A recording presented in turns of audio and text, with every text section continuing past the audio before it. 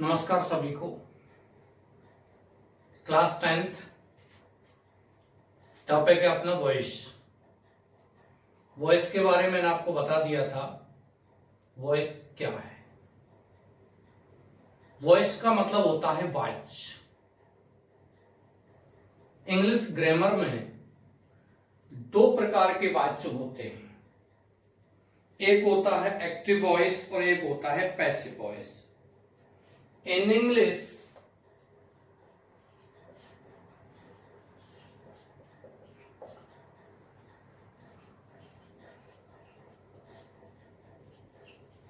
transitive verb can have two voices.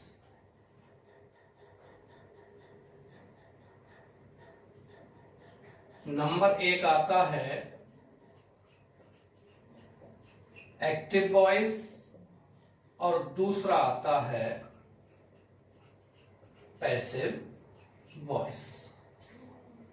प्रिय विद्यार्थियों, मैंने आपको बता दिया था ट्रांजिटिव वर्ब और इंट्रांजिटिव वर्ब। ऐसी वर्ब जिसके साथ में कर्म होता है वो कहलाती है ट्रांजिटिव वर्ब, और ऐसी वर्ब जिसके साथ में कर्म नहीं होता है वह कहलाती है इंट्रांजिटिव वर्ब। ये एक्टिव से जो पैसिव चेंज होता है वह केवल ट्रांजिटिव वर्ब में ही होता है। इंट्रांजिटिव वर्ब का एक्टिव से पैसिव नहीं बदलते हैं। But my dear students, exam में, बोर्ड एग्जामिनेशन में, किसी भी एग्जाम में ऐसा ही प्रश्न दिया हुआ आता है कि कौन सा सेंटेंस है, उसी का आपको एक्टिव से पैसिव में चेंज करना होता है।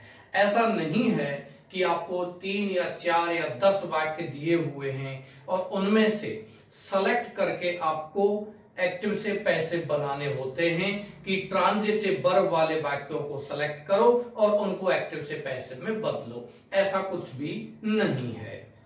तो प्रिय विद्यार्थियों, ये आप यहां लिखिए, in English transitive verb can have two voices, active voice और पैसिव वॉइस। एक्टिव वॉइस को हम कहते हैं, ये इंग्लिश मीडियम वाले भी लिखना है, हिंदी मीडियम वाले भी। हिंदी मीडियम वालों को यहां एक और लिखना है कर्तृवाच्य, और ये लिखना है कर्मवाच्य। वाच्य कितने होते हैं? 2, एक एक्टिव वॉइस और एक पैसिव वॉइस अंग्रेजी में। ध्यान दीजिए, मैं हिंदी में समझाता हूं। एक्टिव वॉइस वो सेंटेंस होता है जिसमें कार्य किसी कर्ता के द्वारा किया जाता है, जिसमें किसी कर्ता को ही प्रधान माना जाता है, वो क्या कहलाता है? एक्टिव वॉइस कहलाता है। और ऐसा वाक्य जिसमें कर्ता पैसिव होता है, जिसमें कर्ता निष्क्रिय होता है, वो कहलाता है पैसिव वॉइस सेंटेंस। तो माय डियर स्टूडेंट्स, यहां आपको एक्टिव और पैसिव की थोड़ी थोड़ी डेफिनेशन लिखनी है, परिभाषा लिखनी है। एक्टिव वॉइस इंग्लिश में लिखिए पहले, व्हेन। ध्यान दीजिए कि अंग्रेजी और हिंदी में जो डेफिनेशन है वो आपको एक साथ लिखनी है। इंग्लिश मीडियम वाले बच्चों को इंग्लिश में लिखनी है और हिंदी मीडियम वाले बच्चों को हिंदी में लिखनी है। When the grammatical subject, when the grammatical subject, grammatical का मतलब होता है व्याकरणीय। ग्रामर एक शब्द है जिसको कहते हैं व्याकरण, और ग्रामेटिकल का मतलब होता है व्याकरणीय। When the grammatical subject of the verb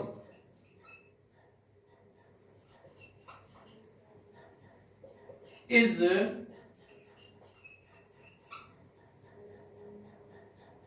the doer of action, जब द ग्रामेटिकल सब्जेक्ट माने व्याकरणीय कर्ता ऑफ द वर्ब किसी भी क्रिया का इज क्या हो, द डूअर ऑफ एक्शन यानी कि कार्य का करने वाला हो। यहां एक शब्द आता है डू और डूअर। डू माने क्या होता है प्रिय विद्यार्थियों, करना, और डूअर माने होता है करने वाला।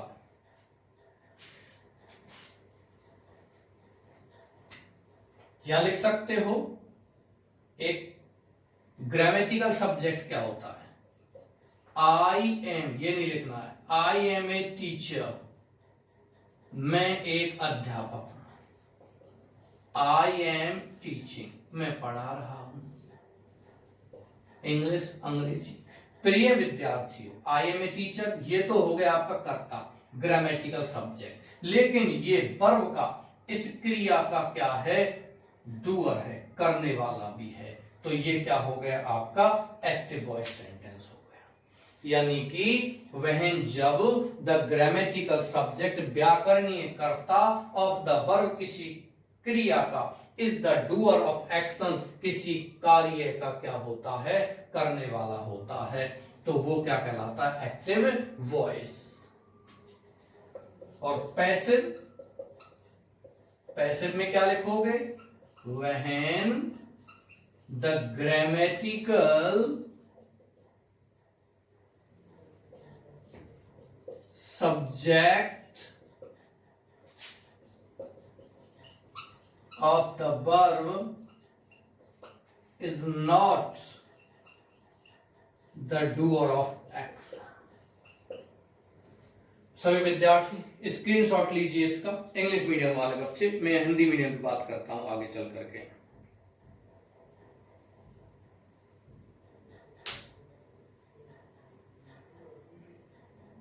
यहां बात की जा रही है कि पैसिव वॉइस में जो काम को करने वाला होता है वह कैसा होता है, निष्क्रिय स्थिति में होता है। यहां हिंदी की बात करते हैं तो आप लिख सकते हो एक्टिव वॉइस में, या हिंदी में सकते हो एक्टिव वॉइस में कर्ता एक्टिव सक्रिय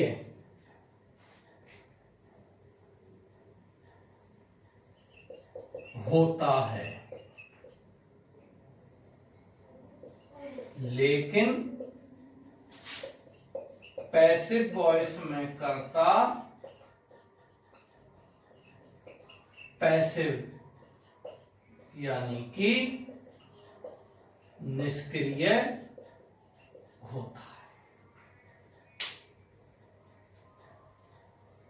सभी ने लिख लिया होगा, बस इतना ही लिखना है इसमें, आगे समझिए।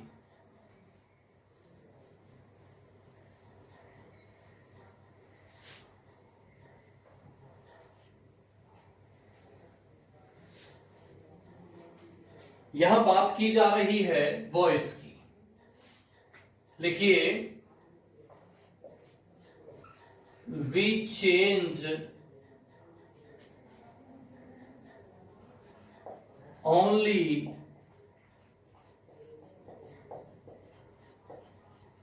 Transitive verb into passive voice।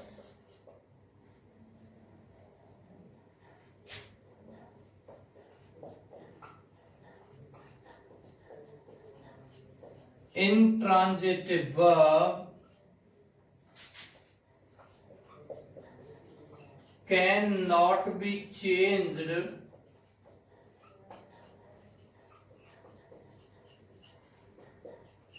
into passive voice। यानी हम केवल सकर्मक क्रिया को ही पैसिव में बदलते हैं अकर्मक क्रिया को पैसिव में नहीं बदलते। लिखिए, हिंदी मीडियम वाले सकर्मक क्रिया को ही पैसिव वॉइस में बदलते हैं। अकर्मक क्रिया को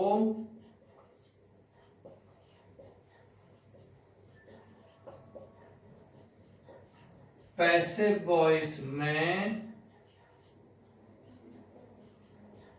नहीं बदलते हैं। ये सभी लिख लिया होगा। प्रिय विद्यार्थियों, कोई भी सेंटेंस होता है, स्क्रीनशॉट ले सकते हो, एक्टिव से पैसिव का। एक्टिव से पैसिव में केवल और केवल ऐसी क्रिया को बदलते हैं जो सकर्मक हो, जिसके साथ में कर्म जुड़ा हुआ है।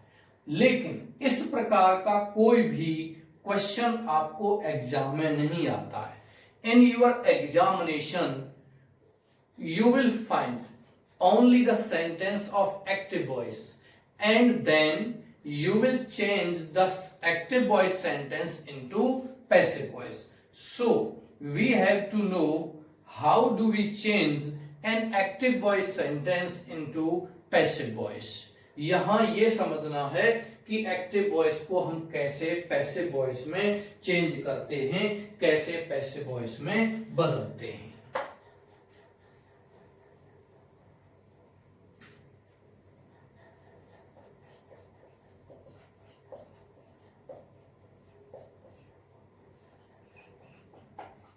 एक्टिव से पैसिव में केवल 8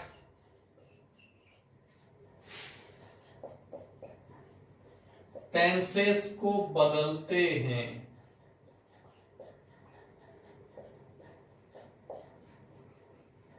निम्न 4 को एक्टिव वॉइस से पैसिव वॉइस में नहीं बदलते। कौन कौन से 4 हैं? नंबर 1 आता है आपका प्रेजेंट परफेक्ट,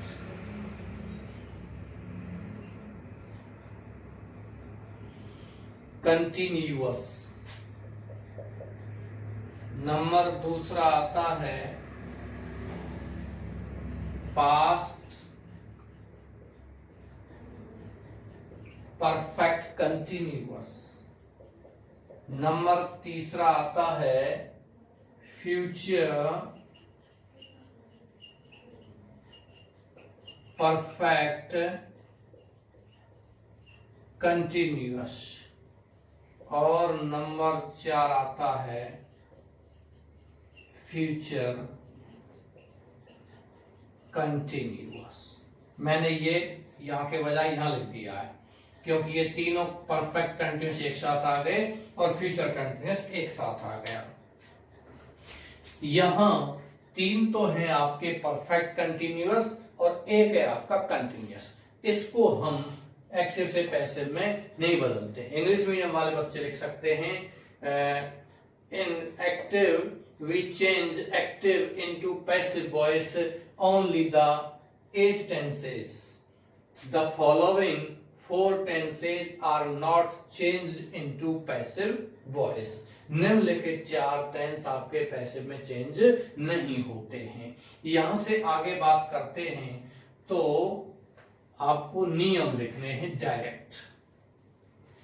मैं यहां एक सेंटेंस आपको समझा देता हूं, फिर आपको नियम लिखने हैं।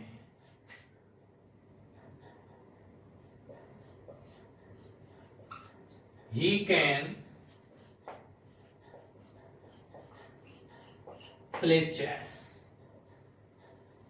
प्रिय विद्यार्थियों, ये आपका सेंटेंस है एक्टिव वॉइस का। और हम इसको किस में बदलते हैं, पैसिव वॉइस में। First of all, if we want to change an active voice sentence into passive voice, then first of all you have to make the object of active voice into the subject of passive voice। यानी कि active voice के कर्म को हम passive voice का क्या बना लेते हैं, कर्ता। ये पहला नियम है। तो इसमें ये तो हो गया सब्जेक्ट, ये हो गई आपकी वर्ब यानी कि हेल्पिंग वर्ब और मेन वर्ब।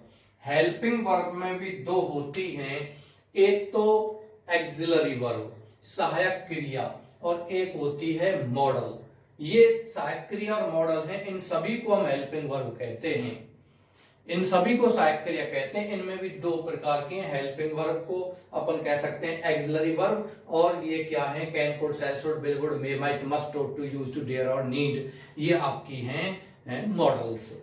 ये प्ले क्या हो गया आपका मेन वर्ब, और चेस ये हो गया आपका ऑब्जेक्ट यानी कि कर्म हो गया।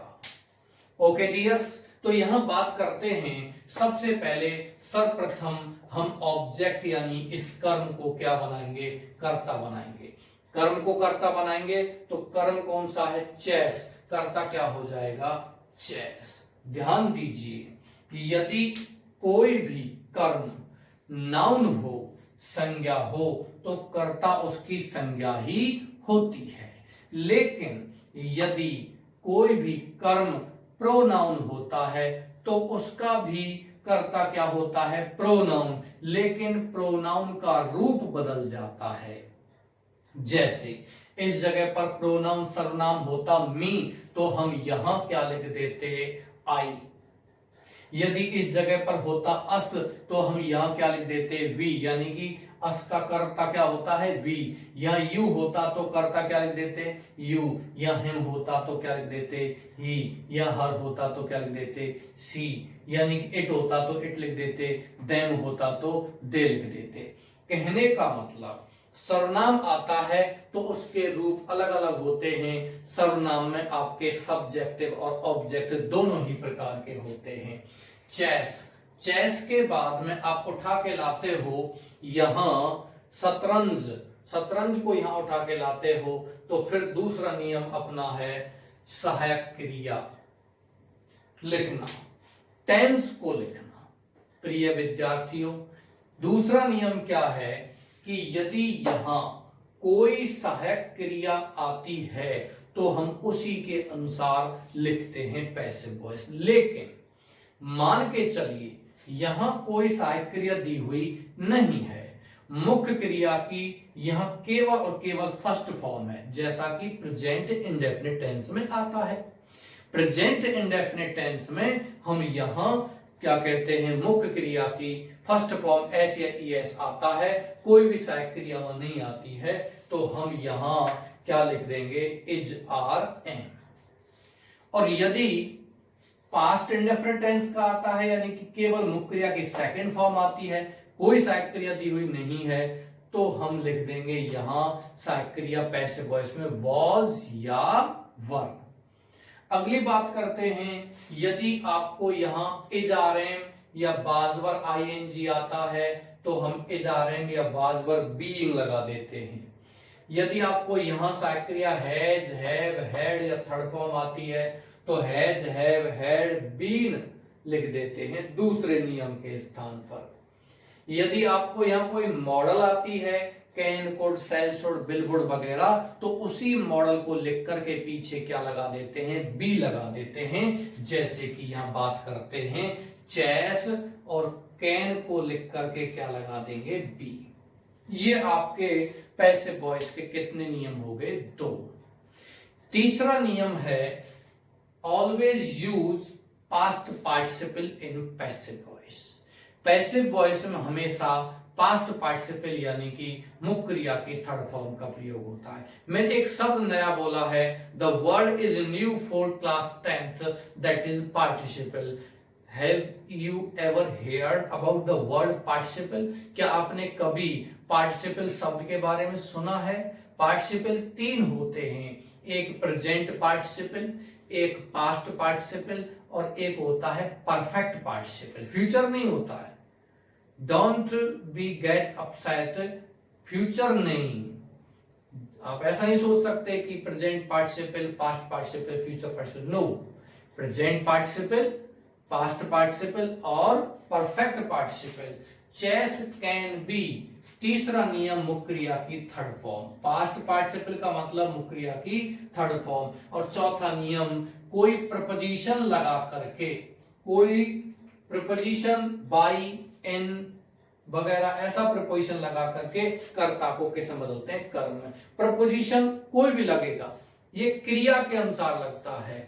जैसे कि आपका इन भी लग सकता है, आपका एट भी लग सकता है, विद भी लग सकता है, या वर्ब कौन सी आई है, मेन चीज ये है।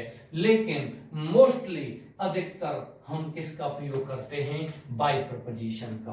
कर्ता कौन सा है, ही, इसका कर्म बना देंगे, क्या हो जाएगा, हिम।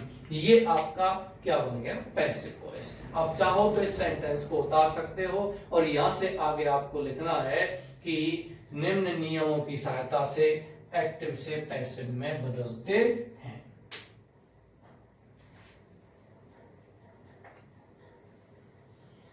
लिखिए, निम्न रूल्स की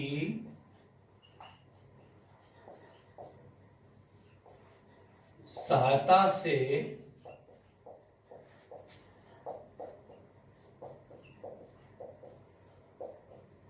एक्टिव वॉइस को पैसिव वॉइस में बदलते हैं।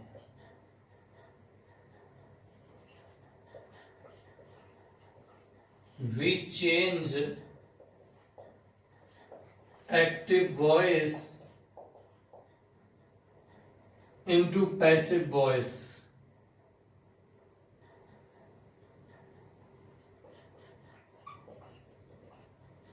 according to the following rules.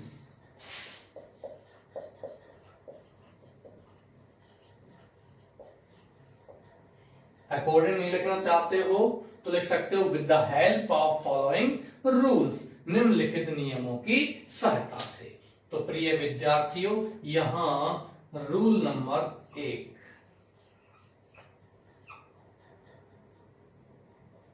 Rule number 1 क्या है,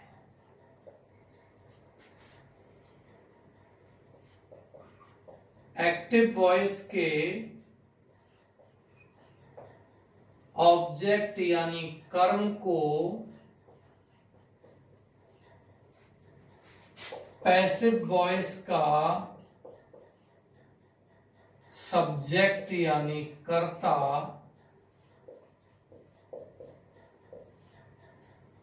बनाकर लिखते हैं।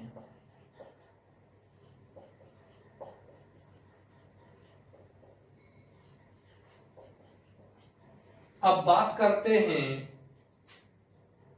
इंग्लिश मीडियम वाले।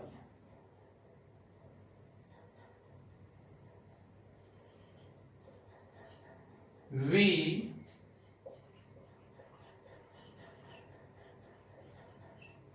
change the object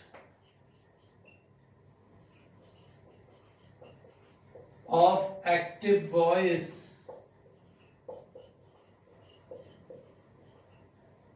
into the subject of passive voice।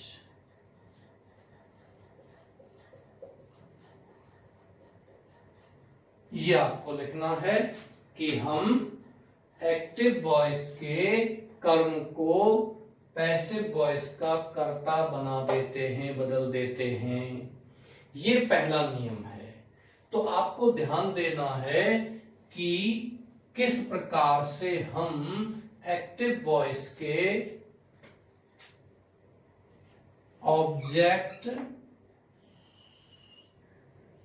और सब्जेक्ट कैसे बदलते हैं ऑब्जेक्ट सब्जेक्ट में।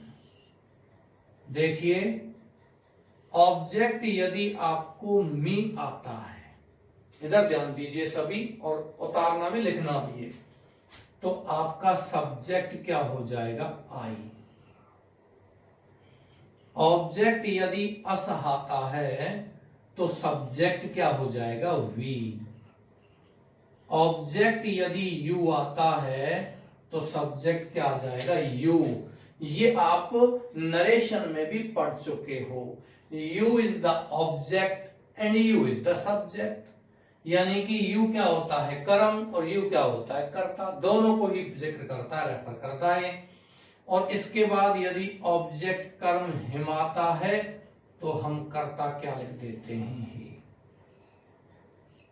ऑब्जेक्ट यदि हर आता है तो कर्ता क्या बदल देते हैं, सी। ऑब्जेक्ट इट आता है तो कर्ता क्या लिख देते हैं, इट। ऑब्जेक्ट देम आता है तो कर्ता क्या लिख देते हैं, दे। लेकिन इन प्रोनाउन में से कोई भी कर्म नहीं आता है तो वो क्या होगा, आपका नाउन। नाउन का क्या लिख देंगे, नाउन। जैसे मैंने अभी एक सेंटेंस में लिखा था, आई एम टीचिंग हर, ये सेंटेंस। तो मैंने बताया था कर्ता, क्रिया दो, एक सहायक एक मुख्य, और कर्म। कर्म कौन सा है, हर। कौन सा है, हर। तो यहां ऑब्जेक्ट कौन सा है, हर। तो इसका कर्ता क्या हो जाएगा, शी। क्या हो जाएगा, सी। इस प्रकार से आप हर को किस में बदल दोगे, सी में, और पैसिव वॉइस प्रारंभ कर दोगे। ऐसे चेंज किया जाएगा। इससे पहले मैंने सेंटेंस दिया था उसमें चेस, तो यहां देखिए ऑब्जेक्ट के रूप में चेस तो यहां दिया हुआ नहीं है, आप इसको उतार भी लेना। चेस दिया हुआ नहीं है तो ये ना मी है, अस है, you him her it them दिया हुआ है, तो वो चेस क्या था, नाउन। हमने उसको किस में बदल दिया, नाउन में बदल दिया। हमने उसको संज्ञा में बदल दिया, चेस का चेस ही लिख दिया। अब बात करते हैं रूल नंबर 2।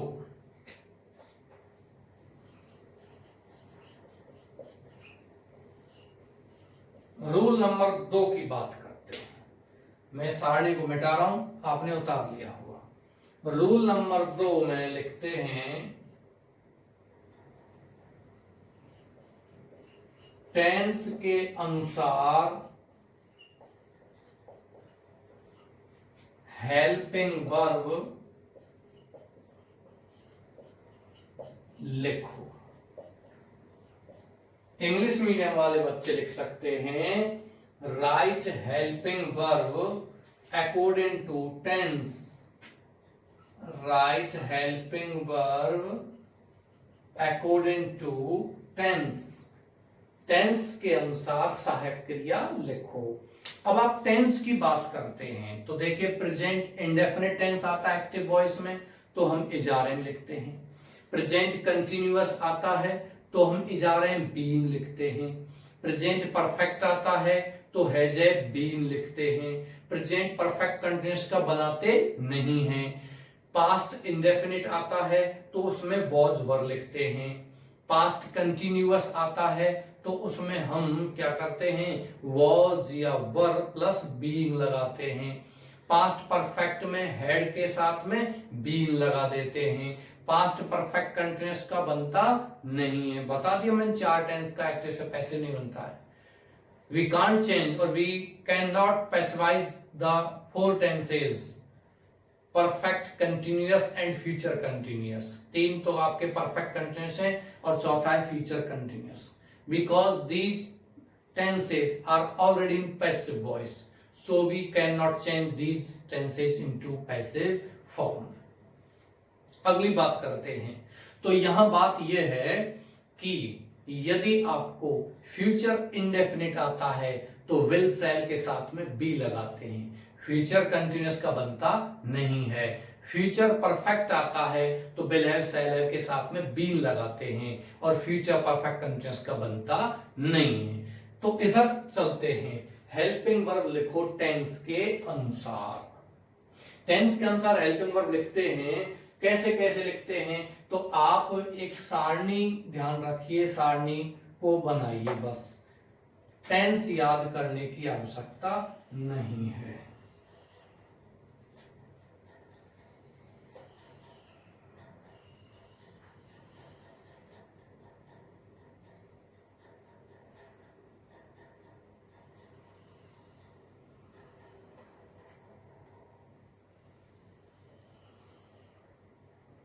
ये आपका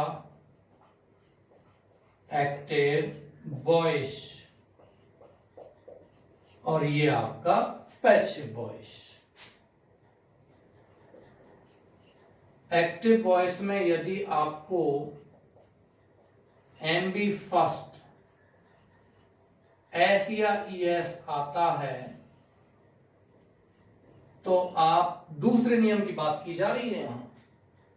यदि आपको कोई सहायक क्रिया नहीं आती है एक्टिव वॉइस में, केवल मुख्य क्रिया की फर्स्ट फॉर्म एस या ईएस आता है जिसको प्रेजेंट इंडेफिनिट टेंस कहते हैं, तो आपको लिखना है पैसिव वॉइस में इज आर एम दूसरे नियम के स्थान पर।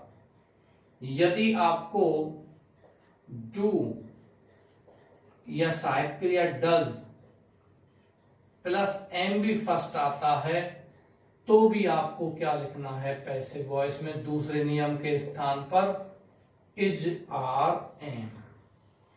यदि आपको यहां डू या डज एम भी फर्स्ट नया करके is are am plus M V first ING आता है, plus M V first ING आता है,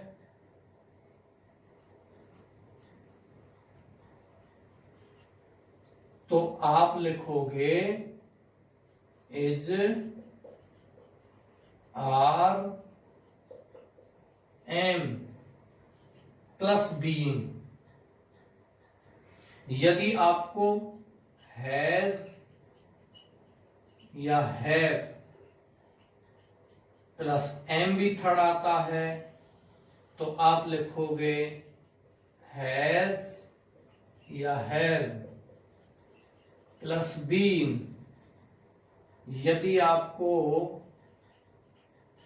एम बी सेकेंड या did plus M V first, या तो डायरेक्ट मुक्कर सेकेंड फॉर्म आएगी या डिड सहायक क्रिया और मुक्कर फर्स्ट फॉर्म आती है, तो आप लिखोगे यहां वॉज वर। और यदि आपको वॉज वर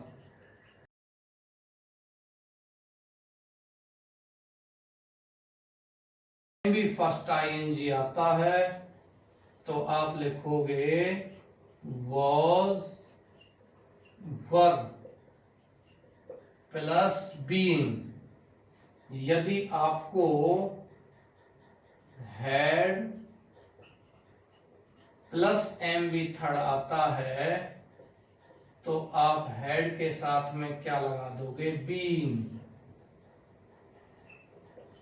यदि आपको bill cell plus M V first आता है तो विल ऑब्लिक सेल और पीछे क्या लगा दोगे बी, बिल सेल बी। यदि आपको विल हैव या सेल हैव प्लस मुख्य क्रिया की थर्ड फॉर्म आती है तो आप विल सेल हैव के साथ में क्या लगा दोगे बीइंग। और यदि आपको कोई मॉडल आती है तो मॉडल प्लस लगा दोगे बी। ये आपकी जो सारणी है वो दूसरे नंबर की सारणी है।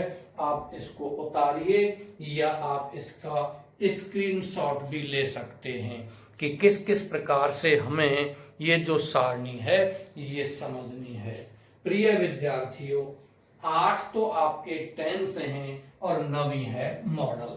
देखिए ये दोनों हो गए प्रेजेंट इंडेफिनिट टेंस, ये प्रेजेंट कंटिन्यूअस, 2 टेंस, तीसरा है प्रेजेंट परफेक्ट, चौथा है पास्ट इंडेफिनिट, पांचवा पास्ट कंटिन्यूअस, छठवां है पास्ट परफेक्ट, सातवां है फ्यूचर इंडेफिनिट, आठवां है फ्यूचर परफेक्ट और नवी है आपकी मॉडल।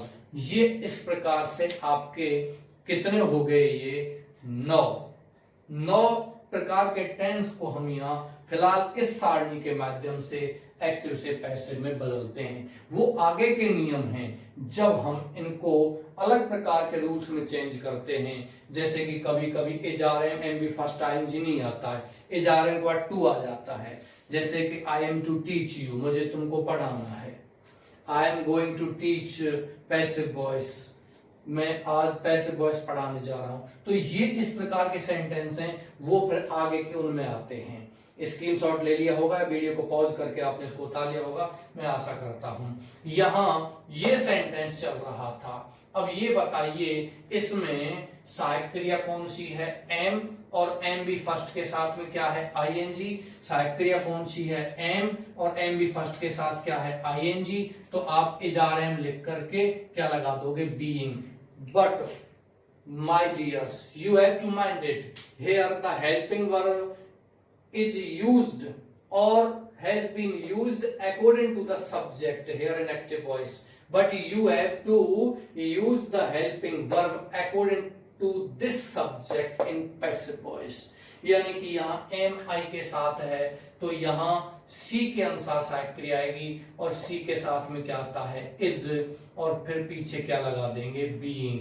सबसे बड़ी बात यहाँ ये होती है प्रिय विद्यार्थियों कि हमें नरेशन और वॉइस में फर्क करना है कि किस प्रकार से नरेशन और वॉइस में थोड़ा सा फर्क ये है कि नरेशन में यदि आपको इज, आर, एम आता है, वॉज, वर आता है, तो हम उसे किस में बदल देते हैं,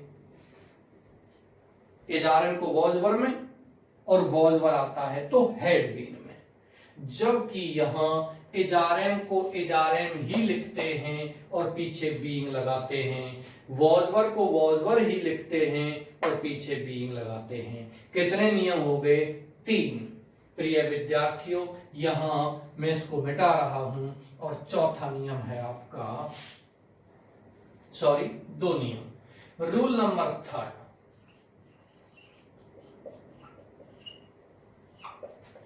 always use past participle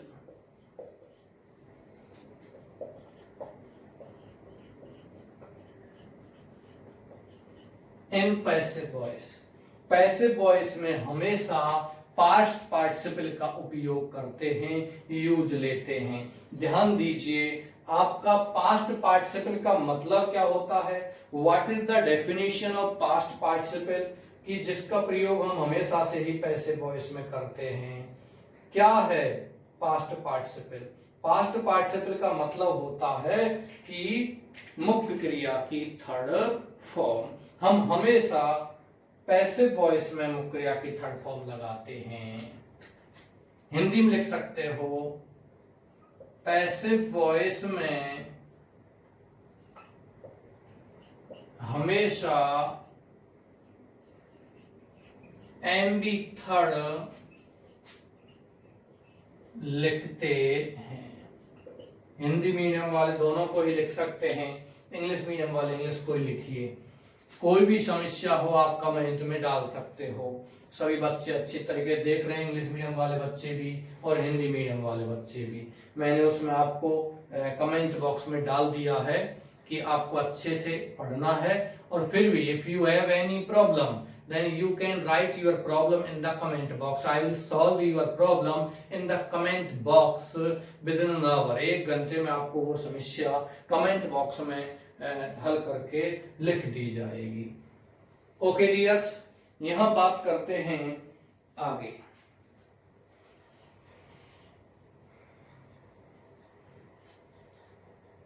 प्रिय विद्यार्थियों यहां रूल नंबर 4,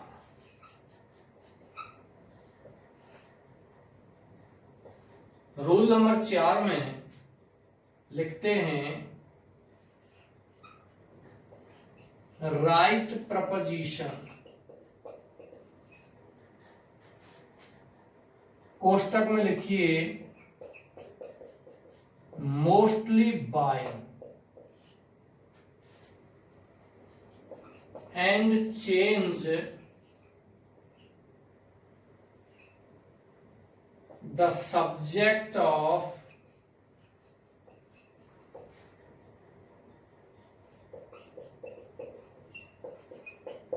active voice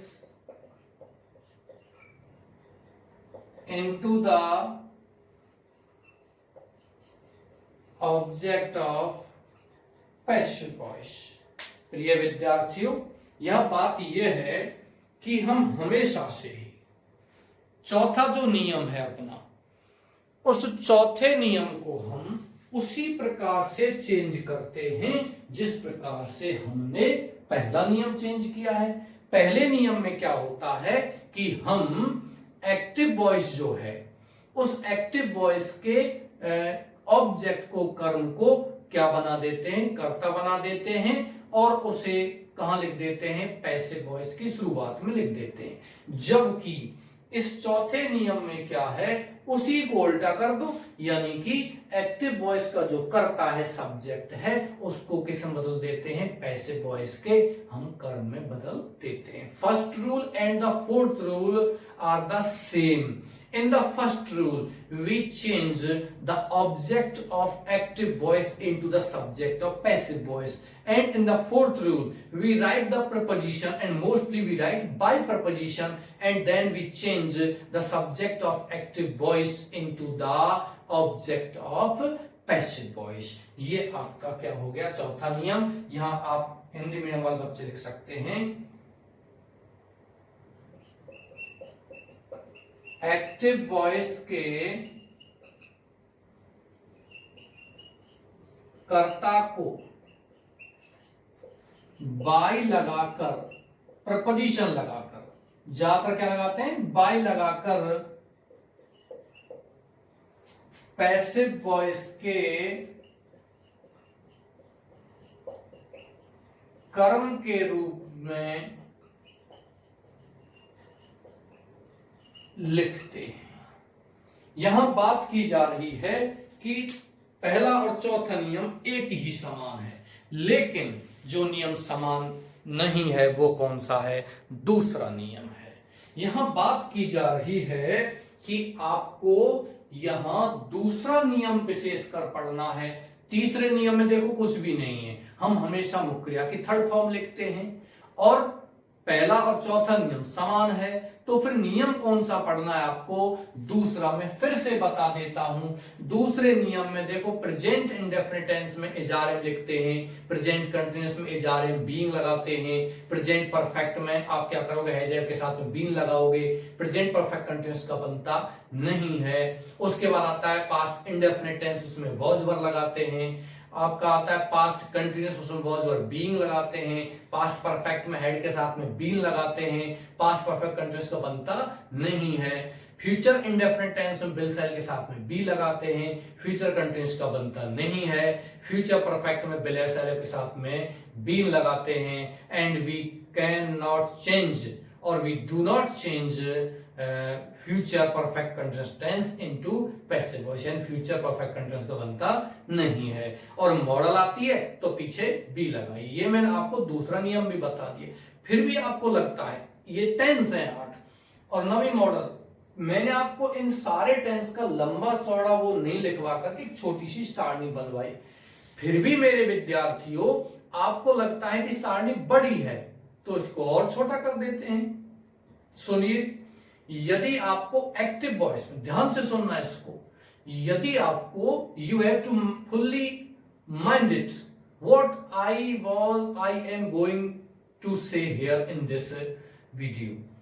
यदि आपको मुक्रिया की फर्स्ट फॉर्म मिलती है एक्टिव वॉइस में तो इजारे में लिखो, सेकंड मिलती है तो वॉज वर्ब लिखो, एमबी फर्स्ट के साथ में आईएनजी मिलता है तो बीइंग लगा दो, उसी टेंस की साइकिल लिख करके। मुक्रिया के थर्ड फॉर्म मिलती है तो आप लगा दीजिए बीइंग, और मॉडल मिलती है तो बी लगा दो। सब समाप्त हो गया। देखिए मैं क्या कह रहा हूं यहां, यदि आपको मुख्य क्रिया की फर्स्ट फॉर्म मिलती है एक्टिव वॉइस में तो इजारेम लिखो, सेकंड मिलती है वॉज वर लिखो, थर्ड फॉर्म मिलती है बीन लगा दो, फर्स्ट के साथ में आईएनजी मिलती है बीइंग लगा दो, मॉडल मिलती है बी लगा दो। अब मुझे बताइए तुम्हारा कौन सा टेंस रह गया? 8 टेंस है, नवी क्या है? मॉडल। तो देखो ये तो हो गया आपका नवी मॉडल, इनमें सब में आपके 8 टेंस आ गए। देखिए प्रेजेंट इंडेफिनिट, उसके बाद पास्ट इंडेफिनिट, कितने हो गए? 2।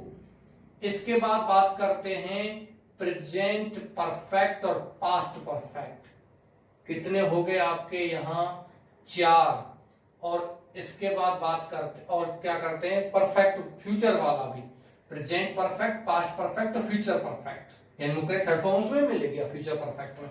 3 हो गए, 1 2 3, इसमें कितने हो गए? 5। इसके बाद आता है प्रेजेंट कंटिन्यूअस और पास्ट कंटिन्यूअस, 5 और 2 कितने हो गए? 7। और 8वां है फ्यूचर इंडेफिनिट, विल सेल। प्रिय विद्यार्थियों, विल सेल अपनी मॉडल भी होती हैं, उनके पीछे क्या लगाते हैं? बी। आपकी सारणी और भी छोटी हो गई, कुछ भी नहीं करना है। ये आपका क्या हो गया? Passive voice. यहां उदाहरण देखते हैं कि किस प्रकार से हम किसी एक्टिव वॉइस को पैसिव वॉइस में चेंज करते हैं। देखिए, he is writing a book, वह एक पुस्तक लिख रहा है। प्रिय विद्यार्थियों, ही क्या हो गया? कर्ता। ये क्या हो गई? आपकी सहायक क्रिया और मुख्य क्रिया। और ए बुक ये क्या हो गया? आपका कर्म हो गया। अब इस कर्म को हम यहां किस में बदलेंगे? कर्ता में बदलेंगे। तो कर्ता क्या हो गया? A book. संज्ञा है, पहले नियम को देखिए, संज्ञा दी हुई है और संज्ञा का क्या रहता है? संज्ञा ही रहता है। यदि यहां मी होता तो हम किस में बदल देते? आई में। यहां अस होता तो किस में बदल देते? वी में। यदि यू होता तो यू में, हिम होता तो ही में, हर होता तो सी में, इट होता तो इट, और देम होता तो दे में, और नाउन है तो नाउन। दूसरी बात करते हैं ए बुक। फिर क्या है दूसरा नियम? देखिए सहायक क्रिया इजारम और आईएनजी। इजारम आईएनजी आता है, क्या लगाते हैं? बीइंग लगाते हैं। ए बुक के साथ में इज और बीइंग। राइटिंग, प्रिय विद्यार्थियों, WRITING और WRITTING दोनों ही स्पेलिंग होती हैं इसकी। A book is being write की थर्ड फॉर्म, ये तीसरा नियम है। A book is being written by, ही का क्या हो जाएगा? हिम, ये चौथा नियम। पहला नियम ये हो गया, दूसरा नियम ये हो गया, तीसरा नियम ये हो गया और चौथा नियम ये हो गया। ही कर्ता का कर्म क्या होता है? हिम होता है। इस प्रकार से बनेगा। और देखते हैं सेंटेंस, जैसे कि ही हैज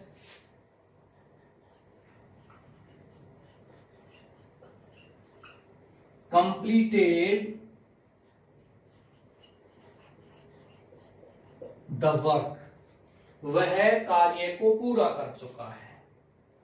पैसिव में बदलते हैं तो यहां ही तो कर्ता हो गया, सहायक क्रिया क्या हो गई? हैज।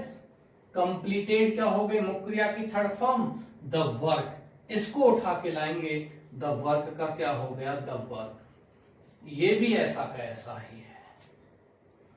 इसके बाद बात करते हैं, आपका यहां प्रोनाउन होता तो बदल देते, मी को आई में बदल दिया थोड़ी देर पहले, अस को वी में, हिम को ही में, हर को सी में, इट को इट में, यू को यू में, देम को दे में।